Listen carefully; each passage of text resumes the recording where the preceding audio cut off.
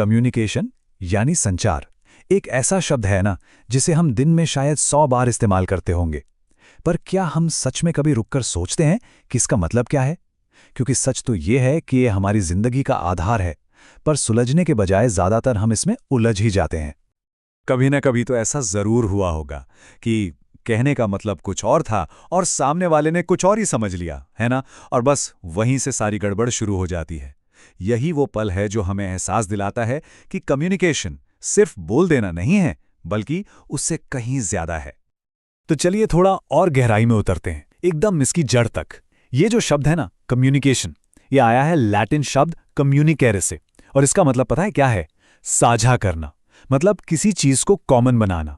ये सिर्फ जानकारी भेजना नहीं है, ये अपने विचारों को, अपनी भावनाओं को इस तरह से बांटना है कि वो सबके लिए एक जैसी हो जाए, एक साझा समझ बन जाए। कितना कितना गहरा मतलब है ना? तो सवाल ये उठता है कि बेहतर तरीके से जुड़ने का, कनेक्ट करने का राज क्या है? अच्छा, इसका ना एक ब्लूप्रिंट है, बिल्कुल एक नक्शा। चाहे वो एक छोटा सा टेक्स्ट मैसेज हो या कोई बहुत जरूरी मीटिंग, हर बातचीत इसी ब्लूप्रिंट पर काम करती है। तो आइए इस ब्लूप्रिंट को परत दर परत खोलकर समझते हैं। तो देखिए, इस ब्लूप्रिंट के हिस्से क्या हैं? कहानी शुरू होती है एक प्रेषक से, मतलब वो इंसान जिसके दिमाग में कोई आइडिया या संदेश है। फिर वो उस आइडिया को एनकोड करता है।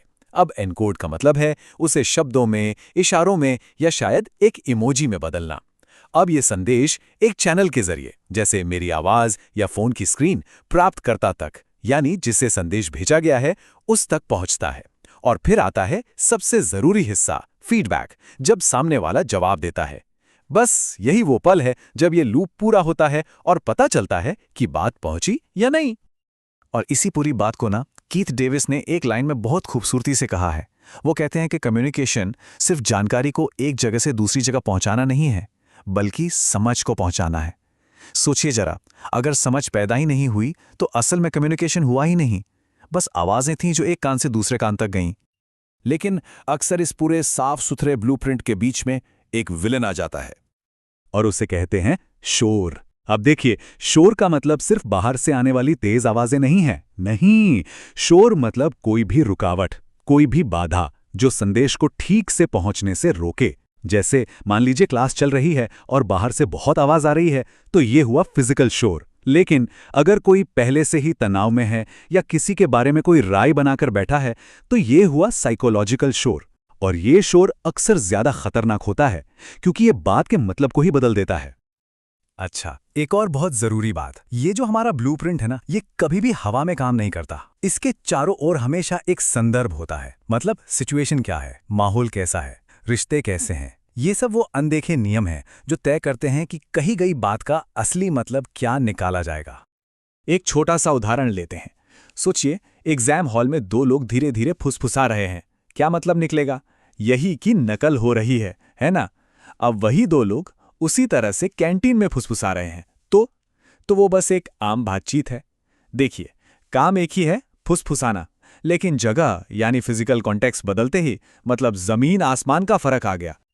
और ठीक ऐसा ही होता है सामाजिक संदर्भ के साथ, यानी हमारे रिश्तों के साथ। अपने दोस्त से मिलकर क्या कहेंगे? और भाई क्या हाल है? लेकिन क्या यही बात बॉस से कह सकते हैं? नहीं ना, वहां शायद गुड आफ्टरनून सर कहना ज्यादा ठीक रहेगा।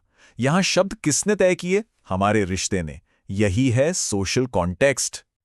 और ये कहानी सिर्फ जगह और रिश्ते पर खत्म नहीं होती। हमारा कल्चर क्या है, उस वक्त हमारा मूड कैसा है, हमारा पिछला अनुभव कैसा रहा है, ये सब कुछ हमारी बातचीत पर असर डालता है।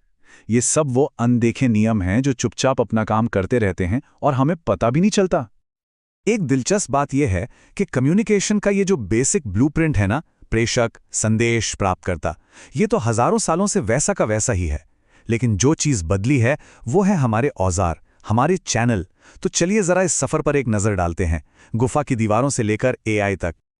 सोचिए, ये कहानी शुरू हुई थी करीब 30,000 साल पहले, गुफाओं में बनी पेंटिंग से। फिर आया लिखने का दौर, फिर 1440 में प्रिंटिंग प्रेस ने आकर सब कुछ बदल दिया। जानकारी कुछ लोगों तक सीमित नहीं रही। उसके बाद 1844 में टेलीग्राफ ने पहली बार बिजली की रफ्तार से संदेश भेज के दूरियों को मिटा दिया। और फिर फिर तो जैसे क्रांति ही आ गई। 1983 में इंटरनेट, 1997 में पहला सोशल मीडिया और अब एआई, जिसने सवालों के जवाब देने में महारत हासिल कर ली है। हर एक खोज ने हमारे जुड़ने के तरीके को हमेशा हमेशा के लिए बदल दिया। तो ठीक है, हमने ब्लूप्रिंट की बात की, शोर की बात की, अलग अलग तरह के संदर्भ को समझा और इतिहास पर भी नजर डाली। लेकिन सवाल यह है कि इन सब बातों का मतलब क्या है? ये सब जानना जरूरी क्यों है? वो इसलिए क्योंकि कम्युनिकेशन को सही से समझना एक तरह की सुपर पावर हासिल करने जैसा है। सच में ये हमारे रोजमर्रा के जीवन में रिश्ते बनाता है, विश्वास बनाता है, ऑफिस में टीम को एक साथ लेकर आता है, जब झगड़े होते हैं तो गलतफहमियों को कम करता है, और हाँ, ये हमारे अंदर आत्मविश्वास भी जगाता है। ये एक ऐसी स्किल है जो हर जगह हर पल काम आती है। तो देखिए, हजारों सालों में हमारे बात करने के औजार तो गुफा की दीवारों से निकलकर आर्टिफिशियल इंटेलिजेंस तक पहुंच गए हैं।